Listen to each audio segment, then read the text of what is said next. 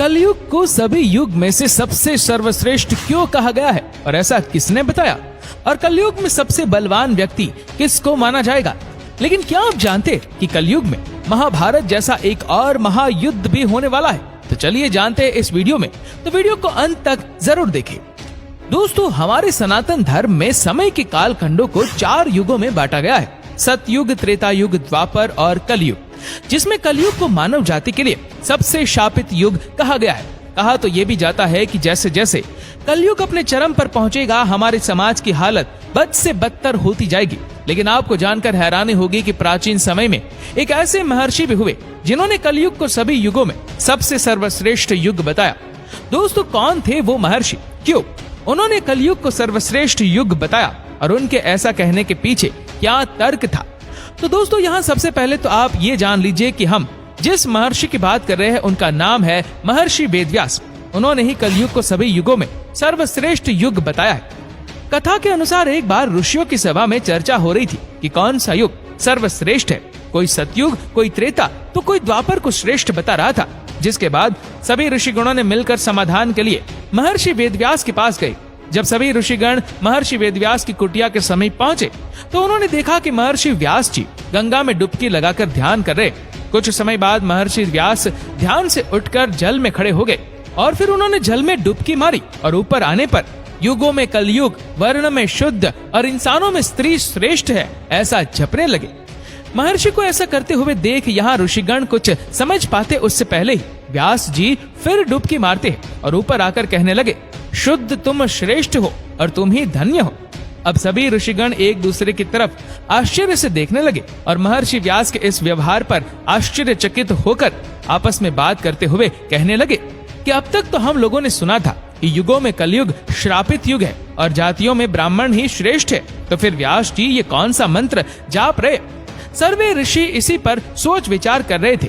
तभी व्यास जी नदी से बाहर निकलकर अपनी कुटिया में चले जाते हैं और बाद में ऋषिगण भी उसके पीछे कुटिया में चले जाते हैं। और ऋषियों ने कहा, महर्षि, हम आपके पास एक समस्या के समाधान के लिए आए थे, लेकिन आप नदी में डुबकी लगाते समय इस मंत्र का जाप कर रहे थे। उस मंत्र ने हम सभी को आश्चर्य में डाल दिया है कि आखिर कलयुग सभी युगों में श्रेष्ठ कैसे हुआ? कृपया करके आप इसका जवाब दे। ऋषियों की बात सुनकर व्यास जी ने कहा, हे ऋषिगण, इसमें असमंजस की बात क्या है? मैंने जो भी कहा सत्य कहा। मनुष्य को जो फल सतयुग में 10 वर्ष तक कठोर जप तप करने से मिलता है, वही फल मनुष्य को त्रेता में 1 वर्ष में, द्वापर में 1 महीने और कलयुग में 1 दिन में प्राप्त हो जाएगा।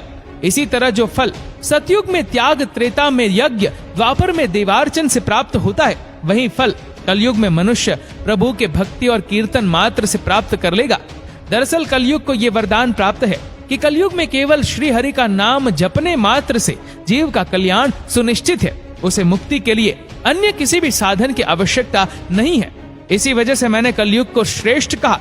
इतना सुनने के बाद सभी ऋषिगण आगे वेदव्यास जी से कहते हैं, महर्षि, आपने नदी में दूसरी डुबकी लगाते कहा था कि कलयुग में शुद्ध श्रेष्ठ है।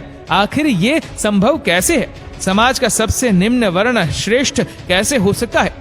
इस पर वेदव्यास जी कहते हैं, पहले ब्राह्मणों को ब्रह्मचर्य का पालन करना होता था, जिसके बाद वे अनुशासन एवं धर्म की मर्यादा में रहते हुए वेद शास्त्रों एवं मंत्रों का अध्ययन करते थे और इसके बाद ही वे अन्य वर्णों को मार्गदर्शन के लिए उन्हें धर्म ज्ञान देते थे। इस तरह से प्रत्येक ब्राह्मण अपने कर्तव्य का निर्वहन करते हुए उच्च पद को प्राप्त होते थे। लेकिन कलयुग में ब्राह्मणों में ये सभी गुण देखने को नहीं मिलेगा, इसीलिए वे सभी उच्च पद को प्राप्त नहीं होंगे। लेकिन शुद्ध में पहले से ही ब्रह्मचर्य और शास्त्रों के अध्ययन का नियम लागू नहीं होता आ रहा है, इसीलिए कलयुग में जो शुद्ध होंगे वे अपनी सेवा भाव के बल पर उच्च पद को अर्जित कर लेंगे। इसीलिए मैंने शुद्ध को कलयुग में सभी मनुष्यों में श्रेष्ठ कहा। दोस्तों, कथा के अनुसार व्यास जी यही नहीं रुके, वे आगे कहते हैं, जो पुरुष कलयुग में अपने गुण रूपी जल से अपने समस्त दोषों को धो डालेगा, वो पुरुष कलयुग में श्रेष्ठ पुरुष कहलाएगा। इसीलिए हे मुनिगण, कलयुग वासियों के लिए ये मेरी सलाह है कि अगर वे अपने जीवन को सफल और सुखी बनाना चाहते हैं तो सदा श्री कृष्ण रूपी हरि नाम का जाप करे। अगर वे ऐसा करते हैं तो कलयुग के बाद यानी अपनी मृत्यु के बाद वे वैकुंठ धाम में स्थान प्राप्त करेंगे। इन सभी बातों को कहने के बाद महर्षि व्यास जी सभी ऋषियों से कहते हैं कि हे मुनिवर, मुझे उम्मीद है कि मैंने आपकी सभी शंकाओं का समाधान कर दिया। इसीलिए अब आप बताएं कि आप सबका यहाँ कैसे आना हुआ।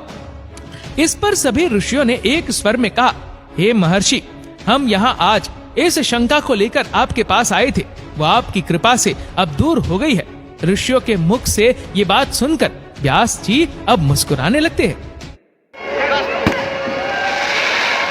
फर्स्ट में इधर वाला फर्स्ट वाला फर्स्ट इधर से लगेगा लाइट से